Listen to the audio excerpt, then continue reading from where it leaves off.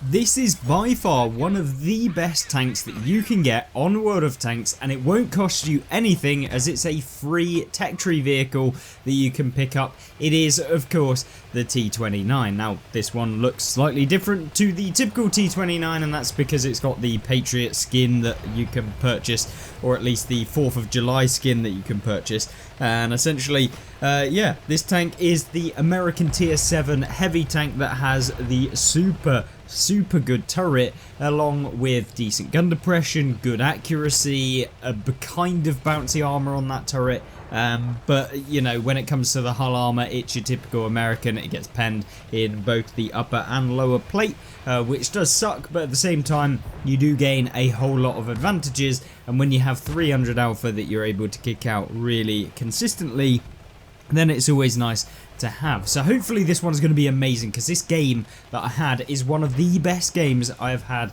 in a tier 7 in a long time, and maybe you could attribute that to the tank, since this one is very good. But it's even better because it's not just a tier 7 game. We are not top tier in this matchup. We are up against tier 8s, and so we have to play quite well if we want to do good. And the first thing that we see is some YOLOing STA2s who are pushing way too aggressively. I mean, it's not necessarily a bad push to make, but yeah, they went way too quick, way too far, and the whole of our team decided to actually turn around and deal with them. Now, this game doesn't end up going all too well, at least in the majority of it, and so we're going to have to try and carry towards the later stages, and we'll see that as we move forward. Now, the Aguila on the enemy team are also pushing up. Their team seem to be taking control of the northern and northeastern side of the map pretty well, and so we're going to have to try and deal with some of these, even though I really want to go over to where the heavy tank should be, which is in G45 area, and of course maybe we'll have to go there a slightly shorter or slightly later time. But with the STA2s pushing and of course exposing themselves, we're going to sit here, we're going to wait for them to do it, and yes, a badly aimed shot there by myself ends up actually missing, as I'm not surprised. But either way, we're reloaded again, and there you go, we're seeing where they're popping out. They're probably going to pop out at the exact same location, and we're just waiting now. Unfortunately, don't manage to hit it, but I mean, at this point, you're just trying to get as many of these rounds out. They're now only able to really hit me when they pull out, so yeah, essentially we can try and yeah, bait them to try and get some shots into us. The lands one there must have hit the actual hull armor, since we were very kind of turned, or at least angling the tank to avoid being penned, which kind of sucks. But either way, we've done a decent amount of damage, but the game is not looking all too good. We're down by 4 tanks. The enemy team have like 90% of the map. Yeah, not particularly great at all, and we've lost over, well, just under half of our hit points here, which isn't good. So we're really going to have to try and push and do something. The STA2s continue their YOLO wagon fest, and here we go, there's one more back into him. And we've only picked up 1600 damage, which might sound okay, but this game, yeah, it picks up towards the later stages, and trust me, it becomes rather good as we move on. But we picked up another 2 kills in this game, so we are now only down by 2 tanks. The enemy IS actually bounces off of us, the artillery misses us. Oh god, a lot of action going on so far. But we now have the thing where we really need to start doing something, because the enemy team are just starting to rinse off some of the opponents that have, or some of our team that were on low hit points. Now, we do only track the KPZ there. We've got an IS who's trying to poke over this side, who hopefully we can get a few shots into. Looks like we can. Can we go for the tracks and pen? Yes, we can. Easy as you like. Should always be going for the track and penning shots if you can. Obviously, don't like miss the shot or do no damage if you think that you're only going to track someone in these sorts of clutch situations, but yeah, you can be a real nuisance. Now, the enemy Kanonen Jagdpanzer 105 decides to push down to get a better angle, I expect, on some of the people, which isn't a terrible idea. But we find ourselves up against a little Tiger P, who's obviously doesn't quite understand what kind of caliber the T29 is and what kind of caliber the Tiger P is. And yeah, unfortunately the Tiger P doesn't quite get the turret armor that the T29 gets, and it certainly doesn't get the hull armor that is really any different either. So essentially it's just easy pens. The enemy M4 keeps poking out, but we really need to start doing even more damage. The game is looking absolutely dreadful at this point.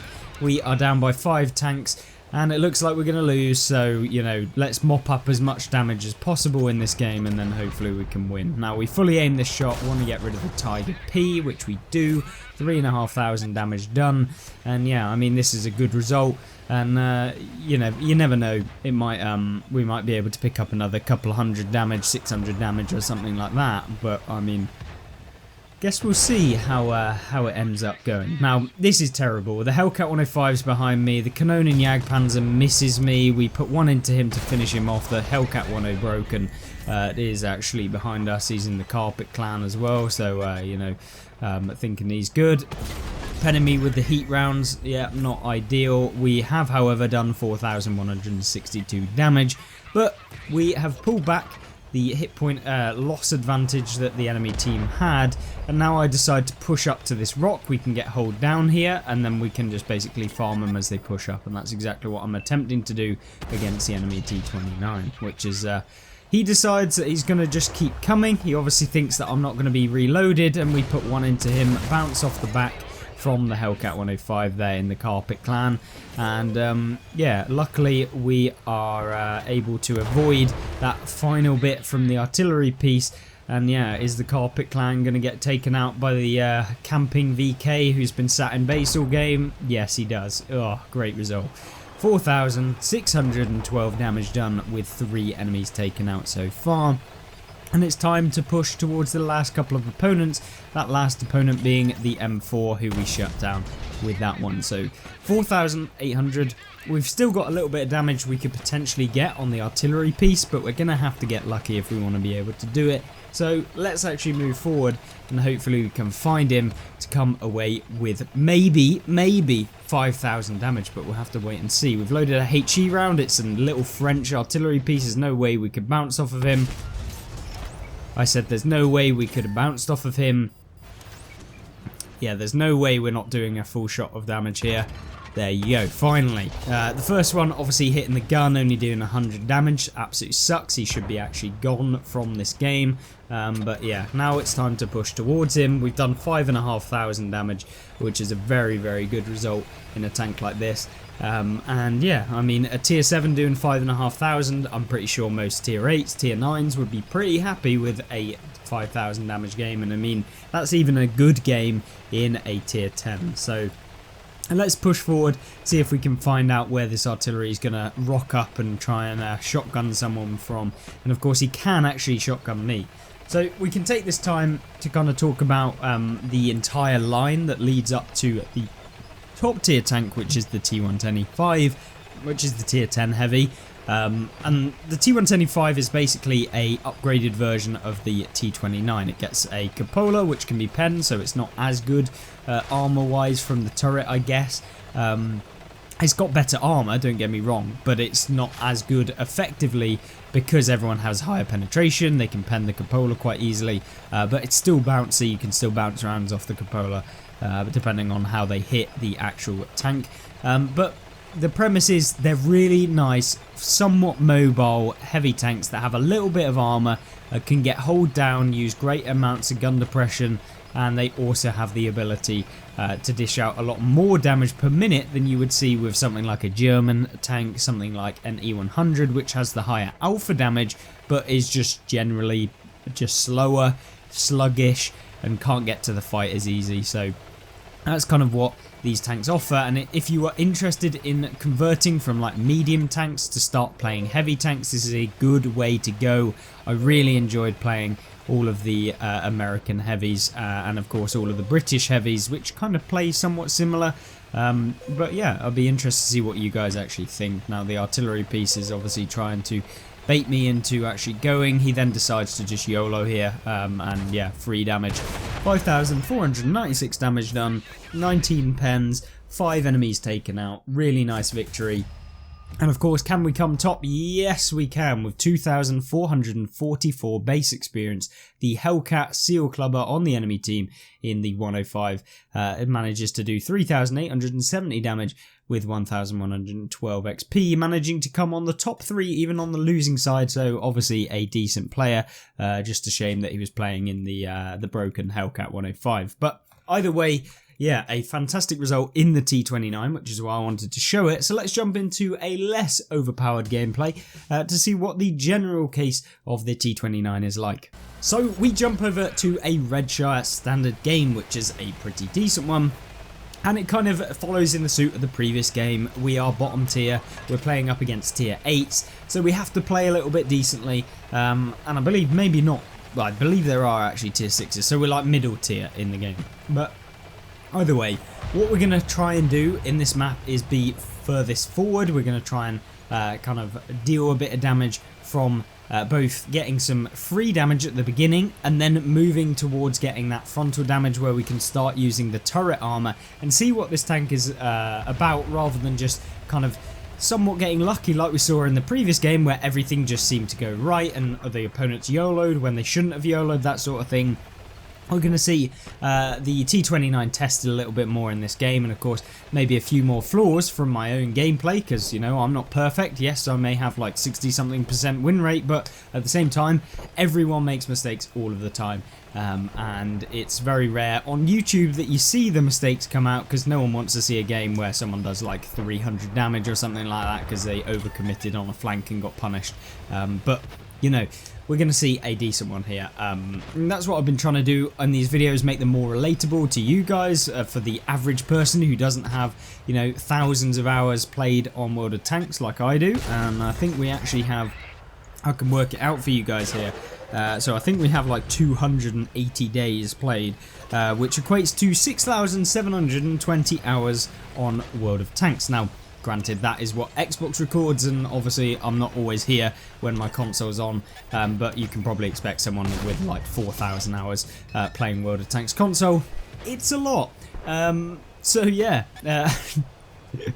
crazy to know. But I am only 10th on my friends list, so yeah, I mean, people just seem to like playing World of Tanks for a long time. Either way, with 640 damage down, we are basically farming up the low tier hit point vehicles on this flank. There's a Skoda T25 who's actually a bit of a nuisance this game, and in fact it is just a pain in my backside for basically the entire game. But what we're doing here is just trying to counter some of these people like the IS who are up on the hill. We bounce and the Skoda ends up hitting us in the side, so obviously poking when he needs to, keeping an eye of when people are starting to turn and that sort of thing. We managed to bounce off of him, which is perfect when you have like 200 pen off of a paper tank. It's always nice to bounce. He obviously starts moving up and then we miss. Just getting a bit unlucky. I mean, I wasn't expecting it to hit, but it could have potentially hit. We go with another one, it bounces again. I'm getting triggered that this guy's got so lucky, as he's fully exposing himself here now. And then we bounce again. So yeah, I am fuming at this point at the fact that we've managed to bounce off of this guy. I load APCR to try and deal with this Skoda. Granted, we probably hit the extreme angles, but at the same time I'm not expecting that, you know, it hits the extreme angles 3 times in a row, considering how flat that tank actually is in the turret. So yeah, that was just a pain, and he should be taken out at this point, having bounced 3 rounds from us. Yeah, we could have easily taken him out in just 1.5. So yeah, kind of annoyed. But at the same time, once he's out of the game, it's going to leave us to kind of have free reign to deal with this flank. And although, you know, we've only done 1,150 damage, you can see that, you know, this tank can end up getting punished sometimes. And then the least aim shot of the lot, like the worst aim shot that we actually did right there, ends up hitting because, you know, typical. Now I'm thinking that we're going to win this easily, like it's definitely an easy game here. The IS is going to hit me, it's fine. We've got plenty of hit points at this point, so let's just push in, get a bit of damage. The CDC, if we can get him out, he's got good DPM, seems to have a mark or something on his vehicle. He decides to try and YOLO, but we're not an absolute bot, so I mean, he can get out the game. And then we've got an IS and of course a medium tank in the back. So hopefully we can bait this IS into firing, and then we actually just go round.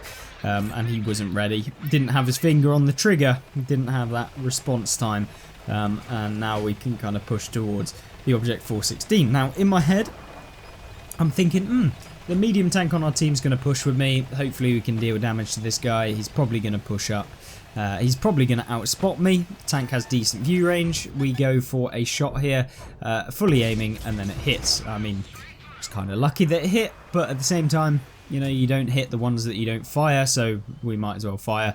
And then we hit another one there, which is a nice one. And yeah, the Object 416 then pens us in the engine deck, I believe that one actually hit. And then he tries poking again, we miss, and oh god, we bounce. Could have ended up in the gutter right there, but yeah, hopefully we can get one more. Maybe we can finish him off. Are we going to be able to do it?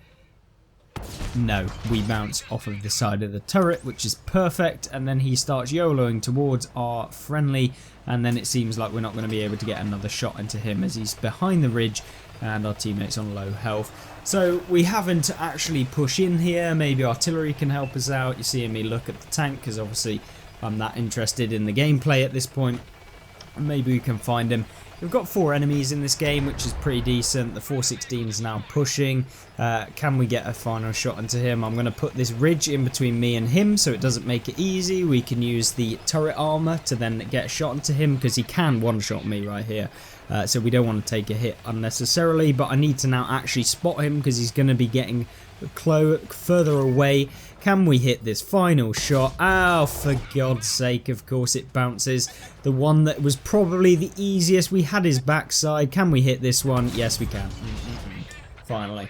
Okay, a lot of bounces off of tanks that we shouldn't have bounced off in that game, but there you go. That's World of Tanks. Sometimes it hits you with that big tennis racket right in the face.